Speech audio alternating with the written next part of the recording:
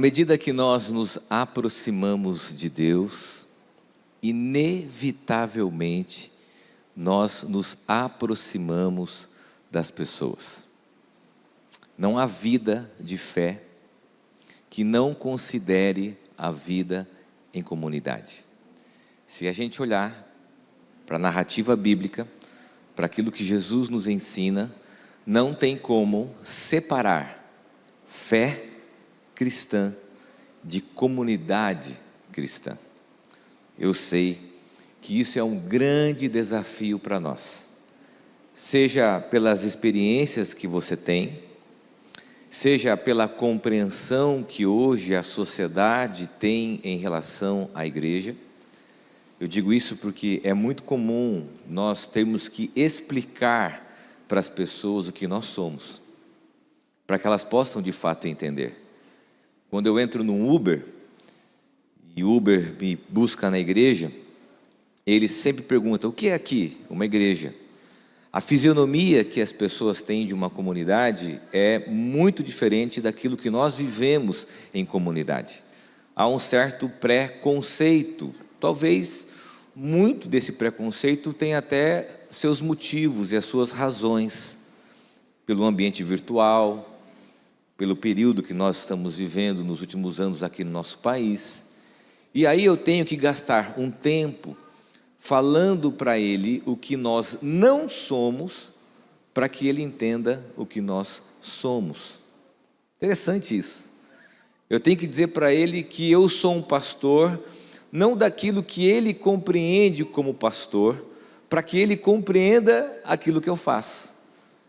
Assim também, como você chega na faculdade, no seu vizinho, e você diz assim: eu estou indo numa igreja.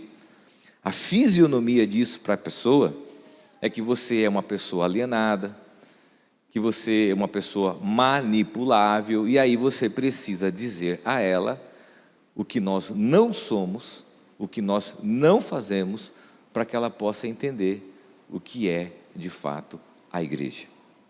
E é nessa tensão, é nesse desafio de compreensão a respeito do que é a igreja, que eu gostaria de refletir com você sobre esse tema. Esse tema foi proposto pelo pastor Guto, já dentro dessa didática temática que a igreja está trabalhando durante o ano de 2024, que é o seguinte: crescendo em meio às adversidades. Crescendo em meio às adversidades. Eu quero fazer aqui apenas uma observação, porque nós cremos num evangelho integral. Embora a mensagem vá refletir sobre a nossa vida em comunidade, a vida da igreja, muitos desses princípios se aplicam a todas as outras áreas da minha e da sua vida. Vai se aplicar ao seu casamento, vai se aplicar à sua casa, vai se aplicar nas suas relações interpessoais, vai se aplicar muito que possivelmente também ao seu ambiente de trabalho e o seu ambiente profissional. Eu quero ler com você o que Paulo escreve em 2 Coríntios capítulo 4, versículo 7 ao versículo 9.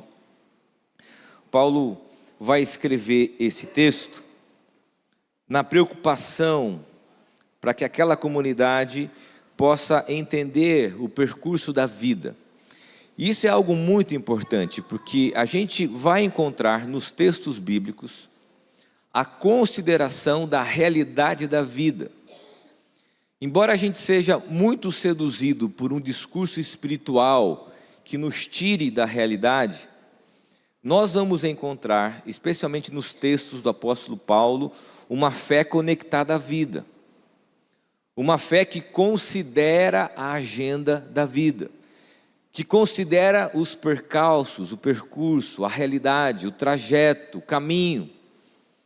E ele vai dizer o seguinte: temos, porém, este tesouro em vasos de barro, para que a excelência do poder seja de Deus e não de nós.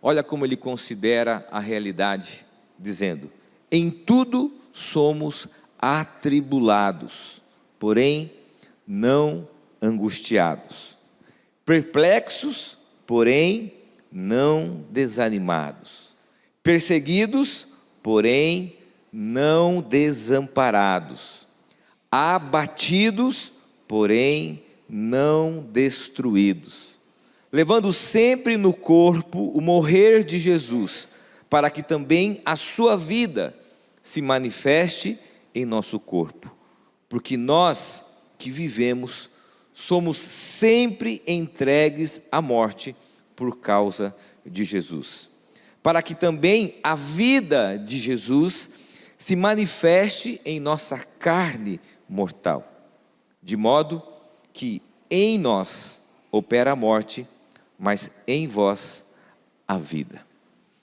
É um texto conectado à existência. Paulo não desconsidera muito daquilo que nós enfrentamos. Ele vai dizer dos cenários que nos cercam e vai dizer de um contraponto em relação a esses cenários. Vai dizer da possibilidade da manifestação de Deus na nossa vida, e aqui ele usa a expressão corpo e posteriormente a expressão carne, mas dizendo que na nossa condição Deus ainda se revela, Jesus se manifesta naquilo que vivemos, naquilo que experimentamos e aquilo que possamos enfrentar. Esse texto, para mim, é um contraponto a muito daquilo que nós desejamos e esperamos da igreja. A gente é seduzido por uma teologia que é chamada de confissão positiva, que diz que a fé é uma chave, que eu posso acessar tudo aquilo que eu preciso, desejo e necessito. Sendo a fé uma chave que me abre essa possibilidade, eu sou levado a experimentar aquilo que Deus tem de melhor para mim.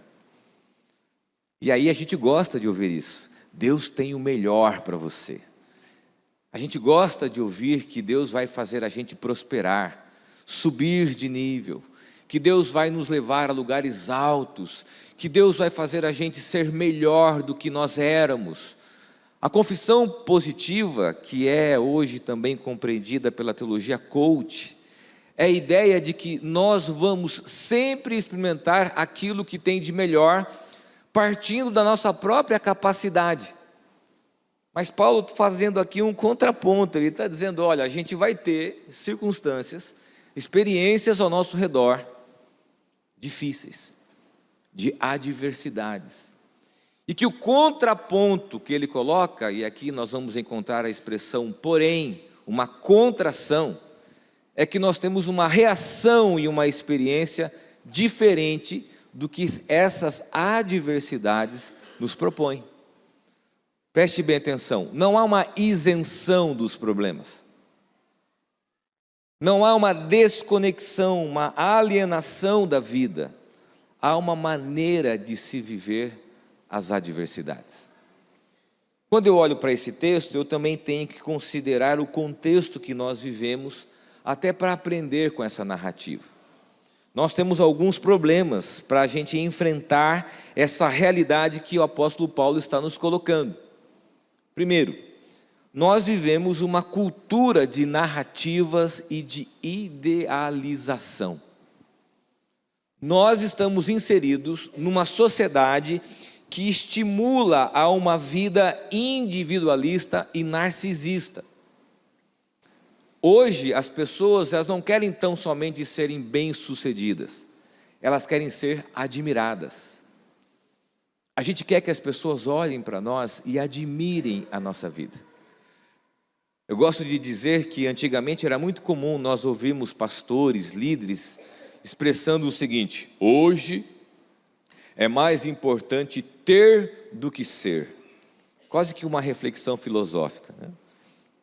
Mudando um pouco essa expressão, eu diria que hoje é mais importante aparecer do que ter ou ser. É muito mais importante criarmos uma idealização da vida. É muito mais importante criarmos uma narrativa de um casamento perfeito.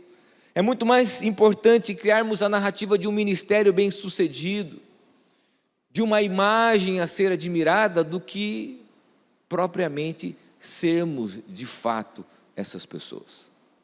E a gente é seduzido por essas narrativas. Eu gosto sempre de dizer que a vida não é um Reels de 30 segundos.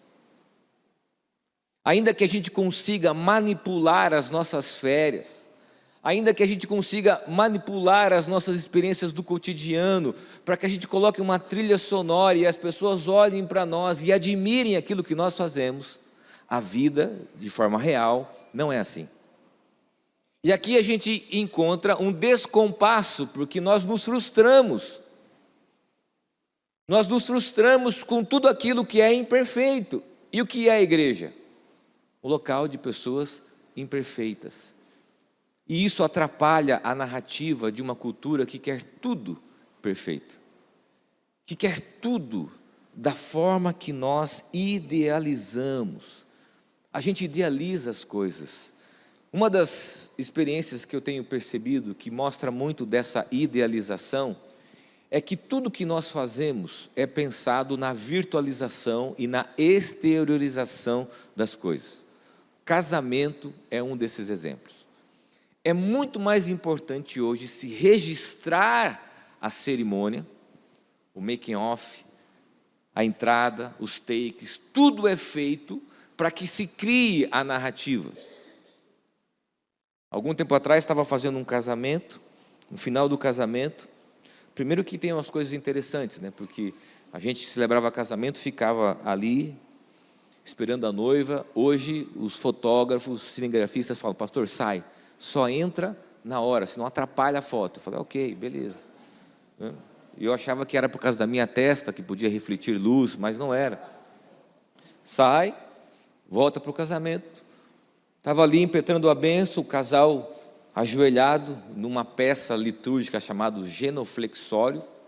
Se você não sabe o que é isso, você não é um presbiteriano independente raiz. Ok? Assim como o gasofilácio que tem ali à direita. Casal ajoelhado, eu levantando a mão, e quando eu abro o olho um pouquinho, tem um fotógrafo deitado no chão, olhando para mim, dizendo assim: continua, está lindo.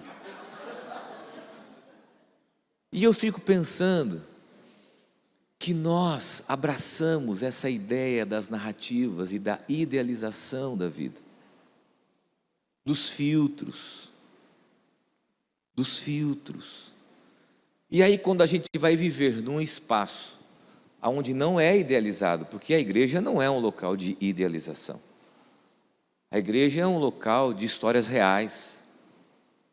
A igreja é um local onde nós encontramos pessoas que, assim como nós, não são perfeitas, ainda que a gente espera que elas sejam, mas elas não são.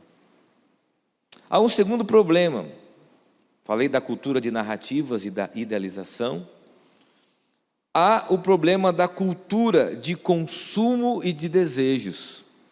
A gente vem para a igreja para consumir. A gente não mais consome por necessidade, a gente consome por desejo. Eu desejo, eu quero. Então eu venho para a comunidade de fé para alcançar, para Deus me dar alguma coisa. Eu venho para a comunidade de fé para ser servido, um ar-condicionado, a melhor estrutura, o melhor áudio, a melhor palavra, o melhor louvor, tudo no desejo e no anseio de ser atendido. Mas deixa eu dizer algo, a igreja não é somente para você. Ainda que a gente tenha que se preocupar com as pessoas, ainda que nós tenhamos que nos preocupar com aquilo que é de melhor, não é sobre atender às nossas demandas e necessidades nessa cultura hedonista. O que é hedonista?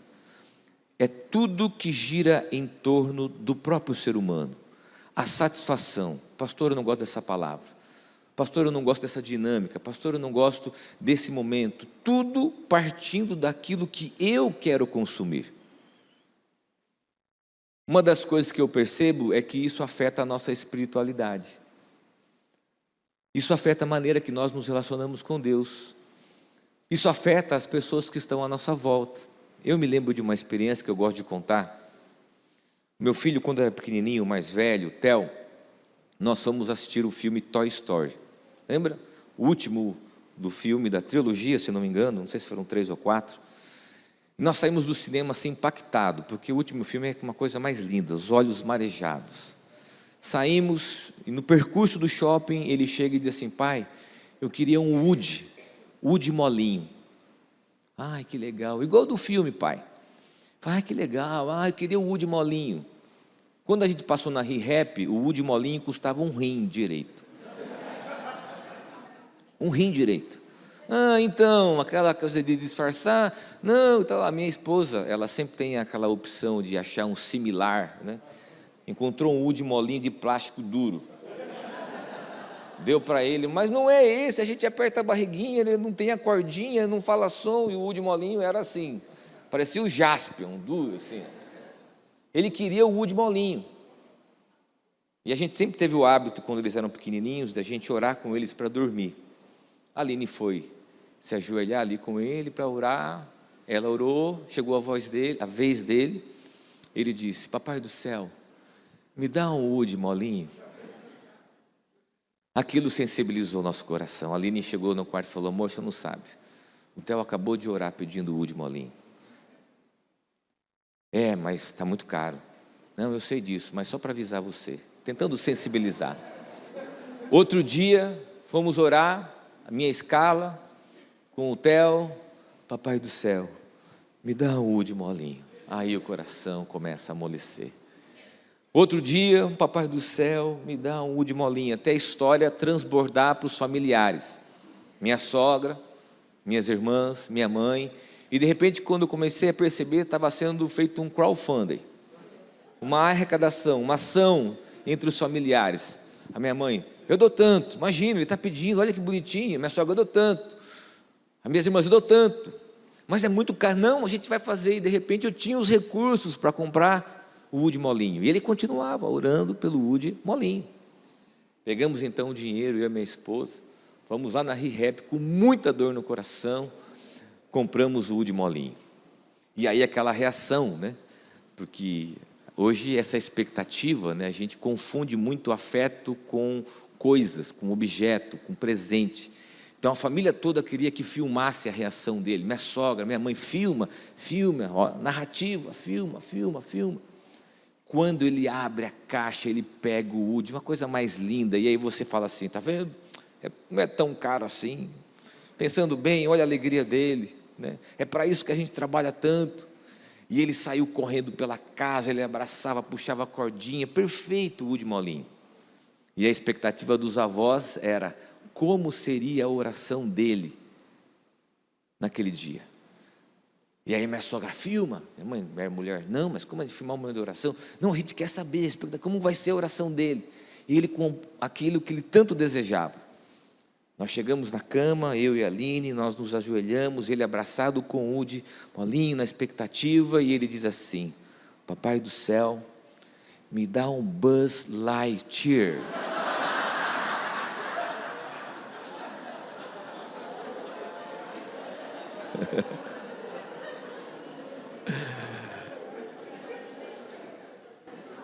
Essa é uma noção da espiritualidade infantil que muitos de nós temos.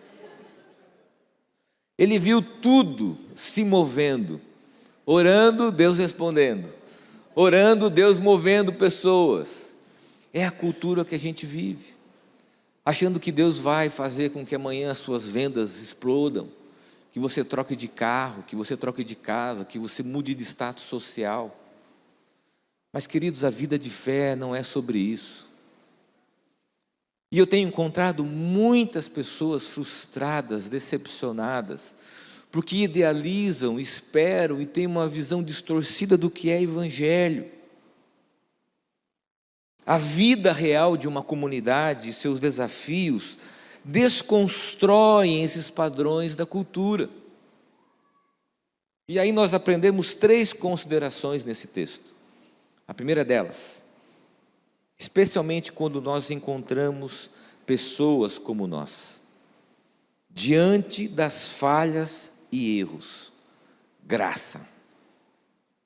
Diante das falhas e erros, que encontramos na vida em comunidade, que encontramos em nossos relacionamentos, que encontramos dentro da nossa própria casa, graça. Sabe por quê? Porque a igreja é uma comunidade da graça, aonde pessoas imperfeitas, com falhas, com vulnerabilidades, com dificuldades, partilham a sua vida, porque Jesus nos convida a uma vida verdadeira. E aqui eu quero enfatizar isso, porque o convite de Jesus para nós, como seus discípulos, não é que tenhamos uma vida perfeita.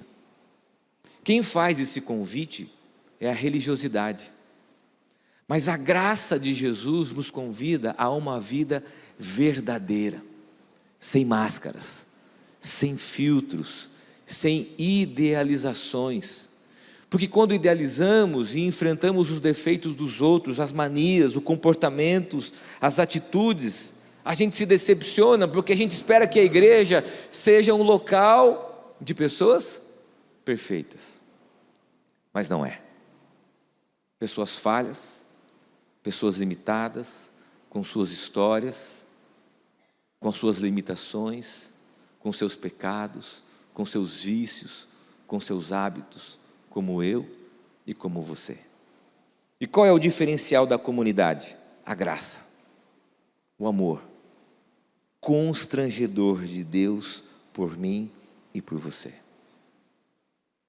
Assim como Deus ama você, assim como Deus aceita você, da maneira, do jeito que você é, a pessoa que está sentada ao seu lado também é alvo desse amor e dessa graça. A igreja, no meu entendimento, deveria ser o NA da fé. Quem já participou aqui de um grupo terapêutico, como o NA, sabe que o passo inicial, o primeiro passo terapêutico é admitir. Quando você vai num encontro, isso é uma lição da graça, para nós como comunidade e como igreja. As pessoas sentam num círculo, se apresentam, há uma liturgia, um programa, e dizem assim, por exemplo, eu sou fulano, estou há 4 anos e 13 dias limpo. E aí todo o grupo diz, bem-vindo, parabéns. Passa-se para outra pessoa, diz, eu sou ciclano, estou há 2 meses limpo. E as pessoas dizem, parabéns, seja bem-vindo. De repente passa para a terceira pessoa, ela diz, olha, eu sou Beltrano, e eu estou limpo há 2 horas. E sabe qual é o acolhimento daquelas pessoas? Seja bem-vindo, parabéns. A igreja é um local de pessoas pecadoras, falhas, que possuem fissuras, que possuem trincas em sua vida, que possuem sujeiras debaixo do seu tapete, que possuem esqueletos no seu armário, que possuem fragilidades. Eu sei que nosso senso religioso talvez está apontando assim, dizendo, e a santidade? A santidade é o final do percurso, quando caminhamos, olhando para Jesus, olhando para Ele, não para as pessoas, mas colocando o nosso olhar naquilo que é o modelo do discipulado, a vida em Cristo. A vida em Cristo. Eu quero convidar você, juntos, a fazermos a seguinte oração. Pai, assim como o Senhor me ama e sabe das minhas falhas, que eu veja as pessoas através desse olhar de amor. Que você veja as pessoas da mesma maneira que Deus vê você, com todas as suas vulnerabilidades, e ainda assim se reconhecendo amada e amado. Há uma segunda lição. Diante das crises e conflitos, maturidade. Diante das crises e conflitos, maturidade. O que Paulo está propondo nessa didática de uma realidade de adversidade e uma proposição, porém, em reação à adversidade, é um ensino que nos leva ao crescimento e à maturidade.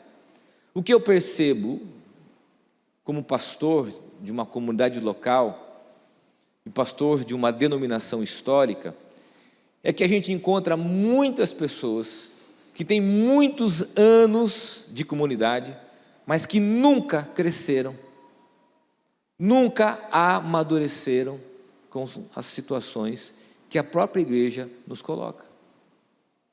Nós ainda temos, e a gente vê no ministério de Paulo, quando ele fala a respeito daqueles que bebem leite, que ainda ficam presos aos mesmos conflitos, sem maturidade, sem crescimento. A igreja é uma comunidade em contínuo processo de discipulado. Deus trabalhando em nosso caráter, Deus trabalhando em nossa personalidade, Deus trabalhando em nosso casamento, Deus trabalhando em nossa casa, Deus trabalhando na minha relação com os meus filhos, Deus trabalhando nas minhas relações com os meus pais, Deus trabalhando nas minhas relações profissionais, para que o meu caráter seja transformado à imagem de Jesus. E a pergunta inevitável que a gente faz é: qual a diferença que a igreja faz na sua vida?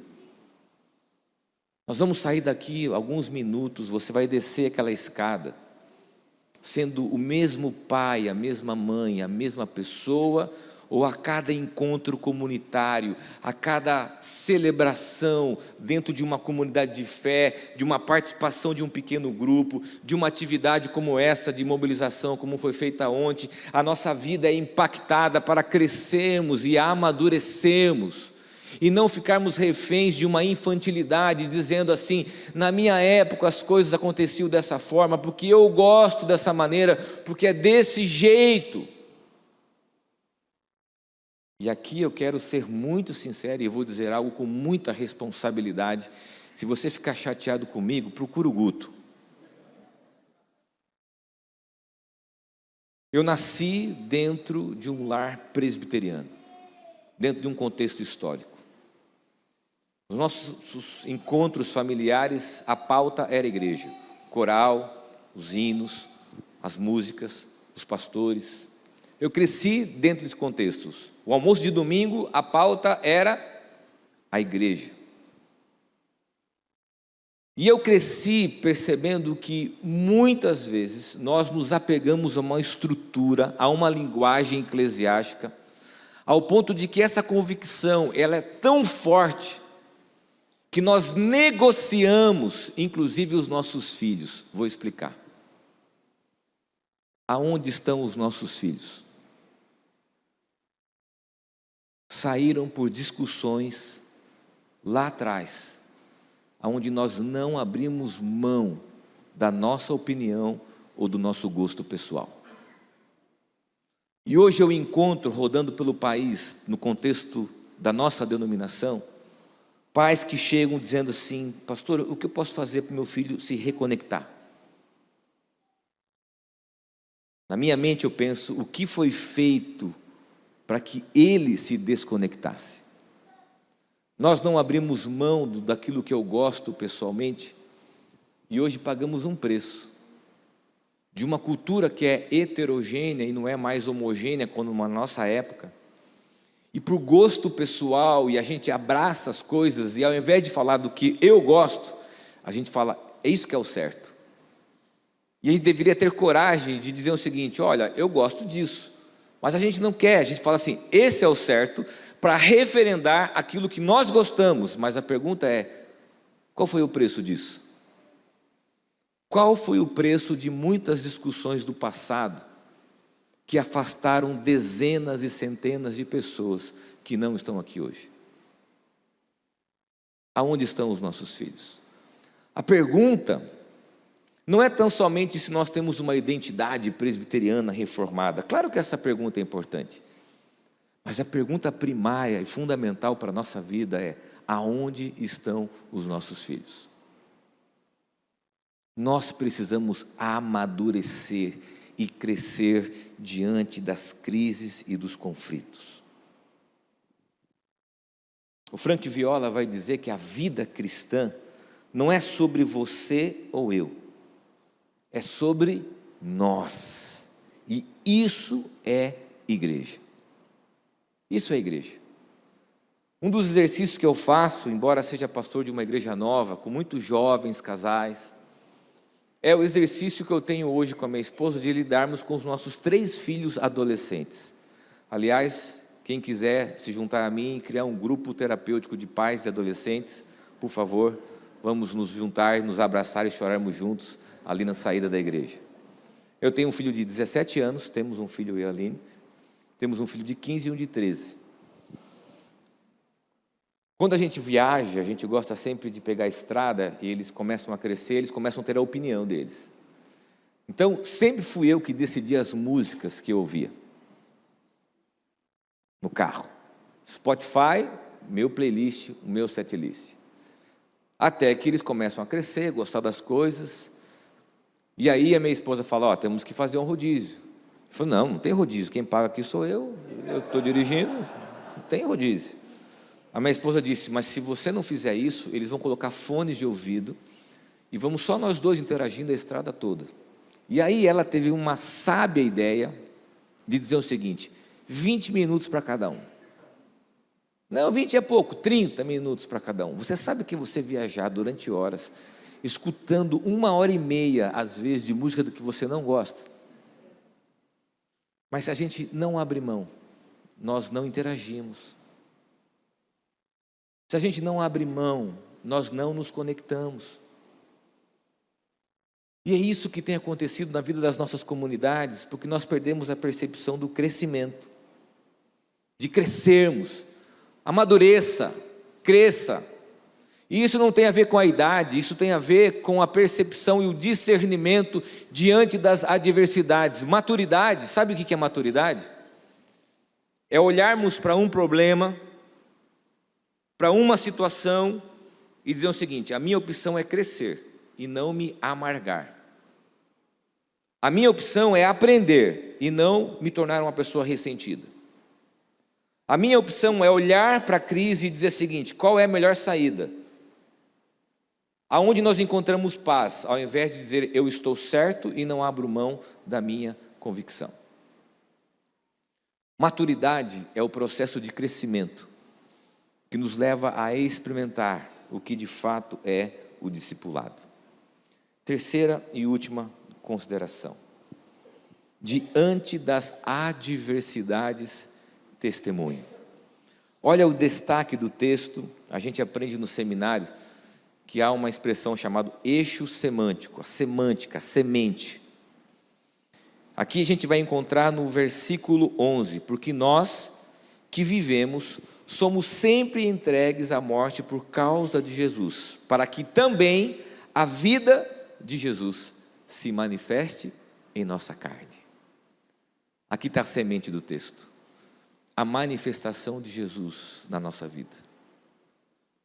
Diante daquilo que está ao nosso lado, o testemunho da presença de Jesus em nós. A igreja é um lugar de testemunho, de vidas que foram alcançadas, redimidas, reconciliadas, curadas, de pessoas que podem recomeçar, de pessoas que foram reconciliadas, que experimentaram o perdão e que transbordam na vida de outras pessoas. Por isso que a vida cristã não é uma caminhada solitária, mas uma jornada comunitária. A igreja é uma comunidade de testemunho. O Eugene Peterson vai dizer que uma vida de fé não pode ser vivida solitariamente.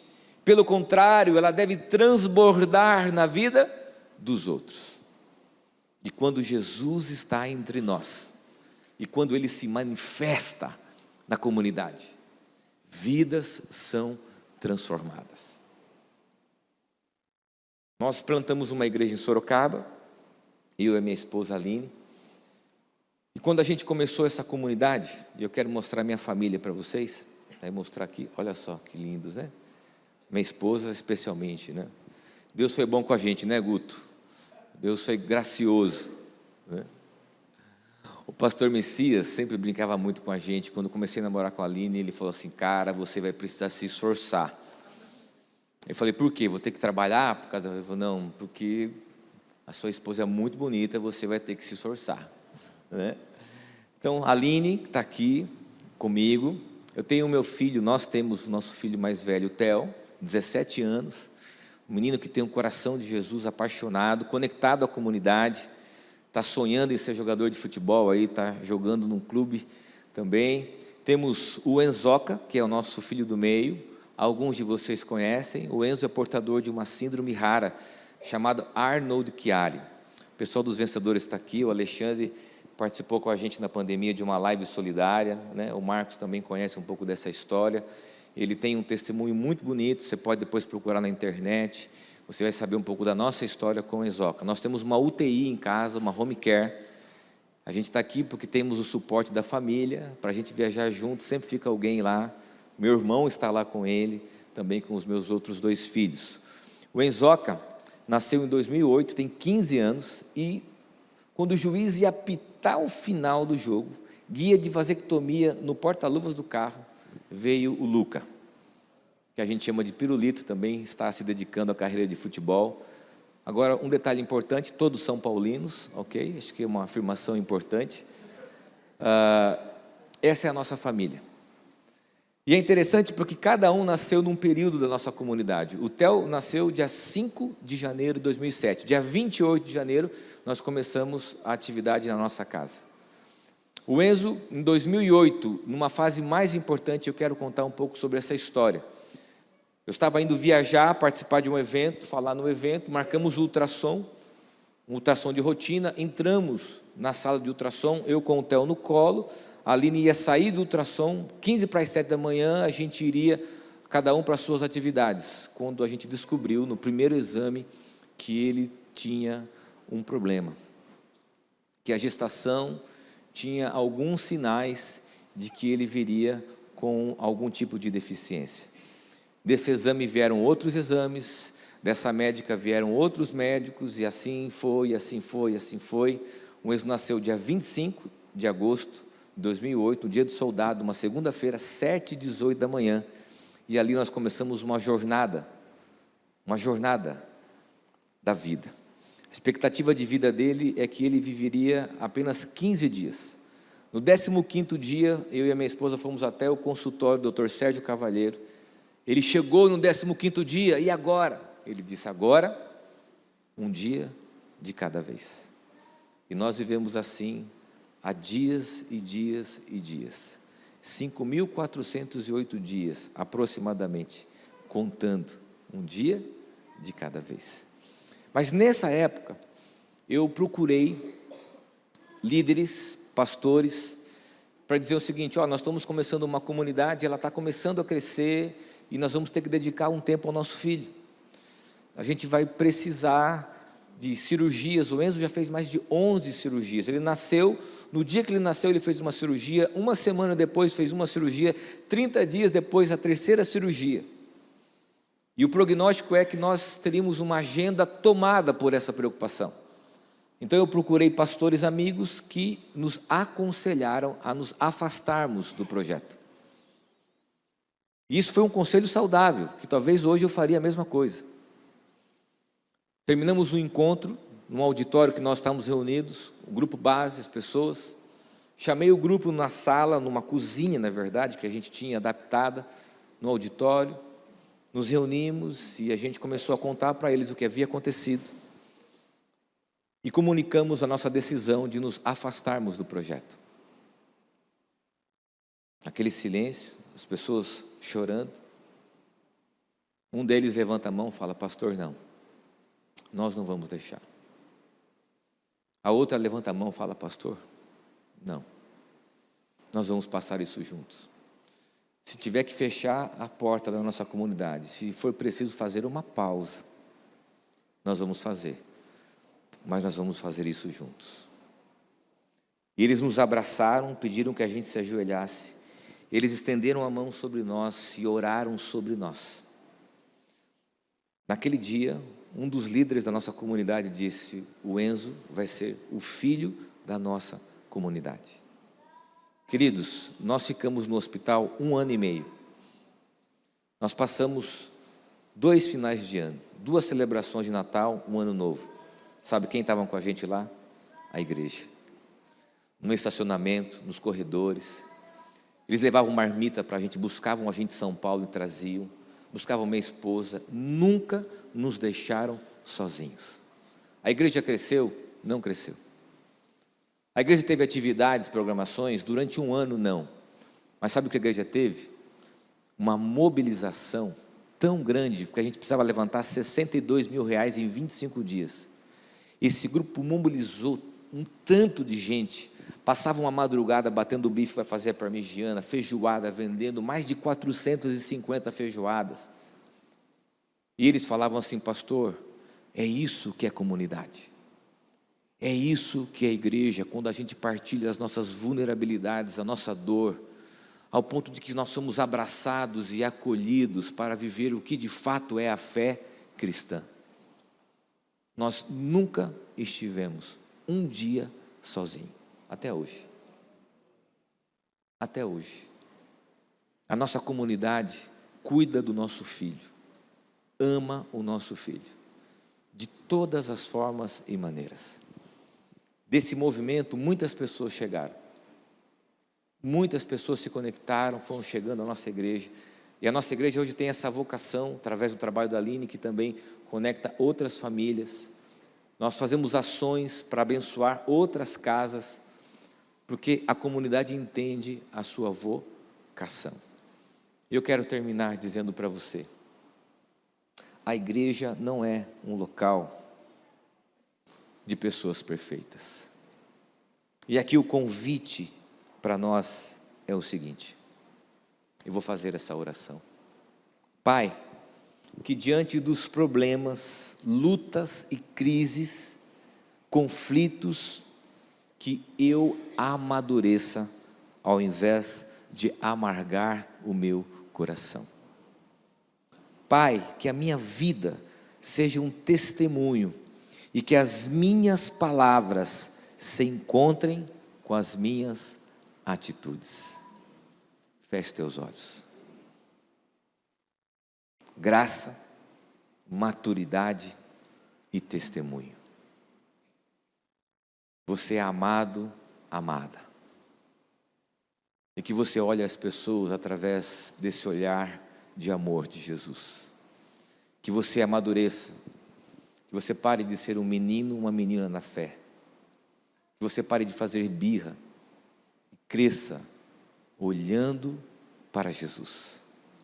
Que você testemunhe na sua casa, no seu trabalho, que através da sua vida transborde a presença de Jesus, para compartilhar a sua vida e a sua história.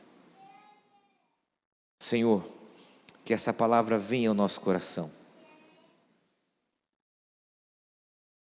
que essa palavra transborde na nossa vida, que essa palavra, Deus, transborde na nossa casa, nos nossos filhos, nos nossos relacionamentos, e que essa palavra transborde nessa igreja e nessa comunidade, em nome de Jesus, amém.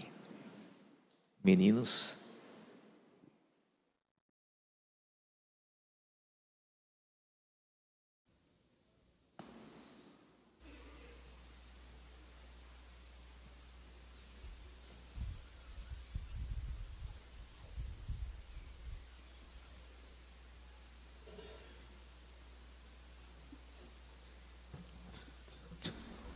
alguns anos atrás, eu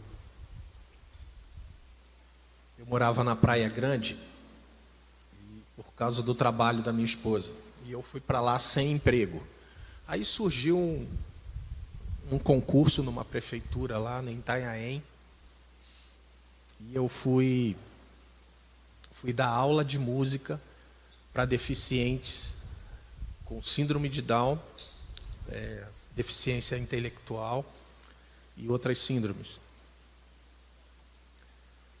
Eu confesso a vocês que quando eu vi toda essa realidade na minha frente, a única coisa que eu fiz foi pedir a Deus sabedoria para aprender a lidar com uma realidade que eu não sabia. Eu só era músico, mas eu não sabia como é que a gente tem uma expectativa de professor é que o aluno aprenda as coisas da mesma maneira que a gente aprendeu. E nesse trajeto de 3 anos dando aula lá, o que eu aprendi foi a ter paciência. Porque a realidade das pessoas e das famílias que vivem esse dilema, essa experiência, é que se o filho conseguir, durante um tempo que pode ser 1 minuto, 2 minutos, executar alguma coisa num determinado instrumento, aquilo vira uma festa que vocês não têm noção. E o que eu aprendi nesse período lá? Que Deus estava trabalhando a minha imperfeição de querer ser perfeito. A gente tem esse hábito, principalmente músico. Músico não gosta de errar. A gente, quando o Fábio erra ali, eu olho para o Fábio e o Fábio já dá uma... Hoje a gente dá risada. Mas Deus trabalhou isso comigo. E eu não faço ideia, pastor Caio, da luta de vocês. Hoje vocês relatando isso, a gente ri, porque você ri, você fala das experiências de vocês dois. Mas eu acredito que toda experiência que Deus faz a gente passar, seja ela negativa ou positiva, é para amadurecimento e crescimento. Se a gente entender isso, o primeiro passo já foi dado. E a minha oração é que a gente assimile que diante de qualquer situação que você passe, a graça de Jesus é suficiente. Talvez num primeiro momento você não entenda, mas capte essa mensagem. Quando o apóstolo Paulo fala a mim, quando ele ouve Deus falar para ele, a minha graça te basta. E isso vai ser suficiente para você dar o primeiro passo, viver o primeiro dia, o segundo, até o dia que ele voltar. E vai ser assim a vida toda. Não pense que vai melhorar, porque vai ser um dia após o outro. Step by step, passo a passo. A graça de Jesus nos basta.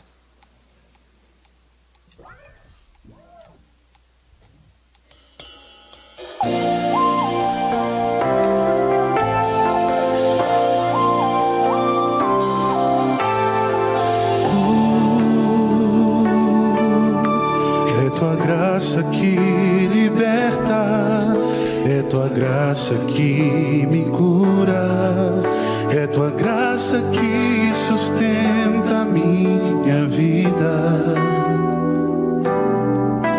Por teu sangue tenho acesso à tua graça preciosa. Te louvo, te amo, Jesus. É tua graça que liberta, é tua graça que me cura, é tua graça que sustenta a minha vida. Por teu sangue tenho acesso à tua graça preciosa. Te louvo, te amo, Jesus. É melhor que a vida,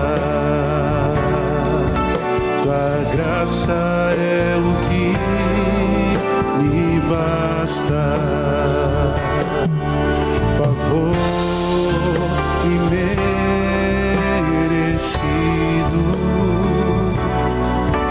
do céu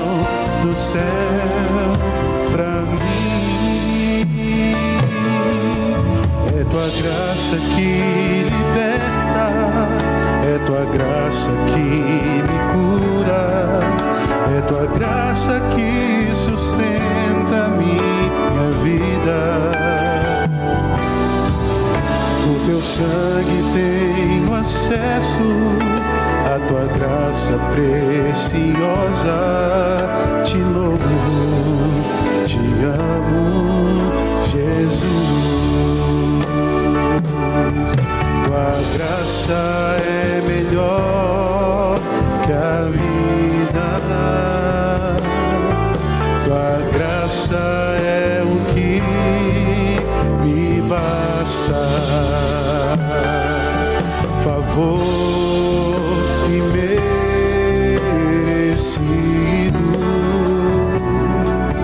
do céu pra mim.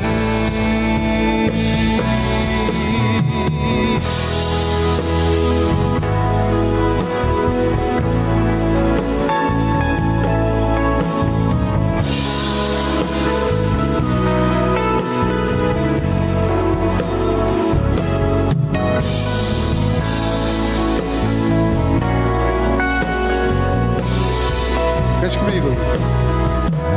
É tua graça que liberta, é tua graça que me cura, é tua graça que sustenta a minha vida. Por teu sangue tenho acesso à tua graça preciosa. Te louvo, te amo, Jesus. Te louvo, te amo, Jesus. Te louvo, te amo, Jesus.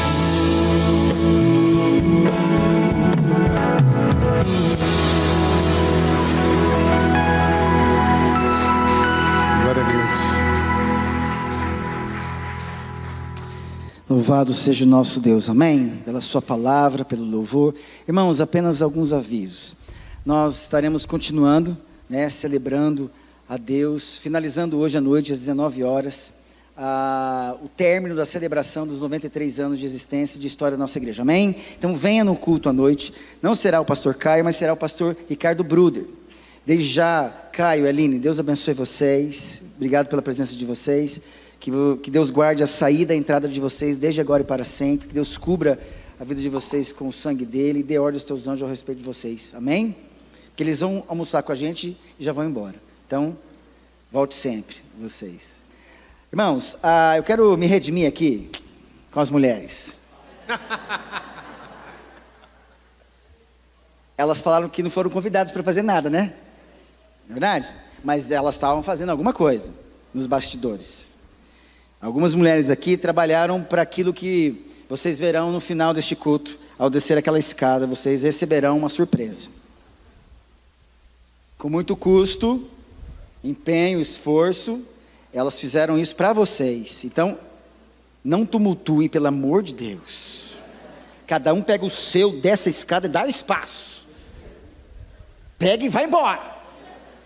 Não tumultuem, pelo amor de Deus.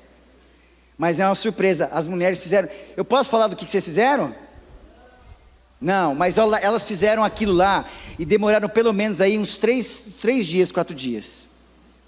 Assim, mulheres que não participaram do culto porque ficaram lá o tempo todo, ontem a tarde toda, durante o culto, terminaram agora, se eu não me engano. Então, tem uma remessa agora no primeiro momento de surpresa e terá uma segunda remessa de surpresa também à noite.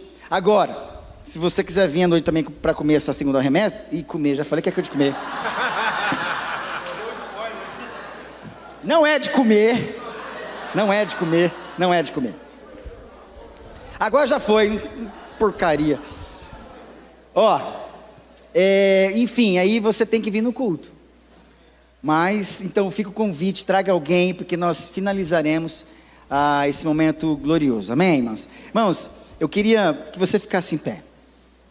Nós vamos fazer uma oração também, para finalizar esse momento. Faz um fundinho musical para nós aí, para dar emoção. Porque nós queremos também orar pelos enfermos da nossa igreja, amém? Tem pessoas que estão sofrendo no nosso meio. Pessoas que estão fazendo exames, estão aí numa batalha de exames para muitas coisas. Pessoas sofrendo física, emocional, sentimental, afetivamente. E você não precisa vir aqui à frente, mas nós queremos orar por você. E que você também interceda por essas pessoas. Que Deus alcance essas pessoas que talvez nesse momento estejam desesperadas. Que Deus apareça, amém? Que Deus seja aquele Jesus entrando. Como é que Jesus sabia que estava entrando na cidade lá da viúva de Naim? Uma multidão liderada por um Jesus, Filho único, vivo, Salvador. Do outro lado, saindo da cidade, um velório, sendo liderado por um Filho único morto. Duas multidões se encontraram, só que um tinha o Filho Jesus Cristo, vivo, único e Salvador, que morreria depois por nós. E Jesus Cristo falou: não, esse não vai morrer não, esse aqui vai viver. Aí Jesus se encontra com a mulher, tem compaixão da mulher, não tem compaixão do filho morto, porque a compaixão não existe para quem está morto, existe para quem está vivo, quem está sofrendo.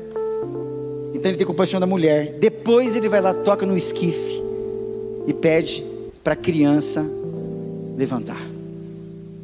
É isso, Jesus, que o Senhor passe por aqui, tenha compaixão de nós, de quem está sofrendo, e que se precisar tocar em algo que está morto, então o Senhor ressuscite para a honra e glória do Teu nome.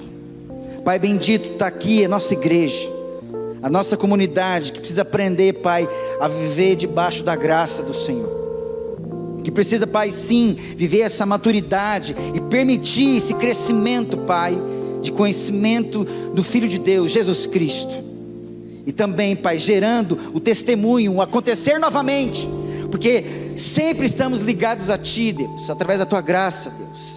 Então, Deus, que isso seja uma realidade também presente na nossa igreja.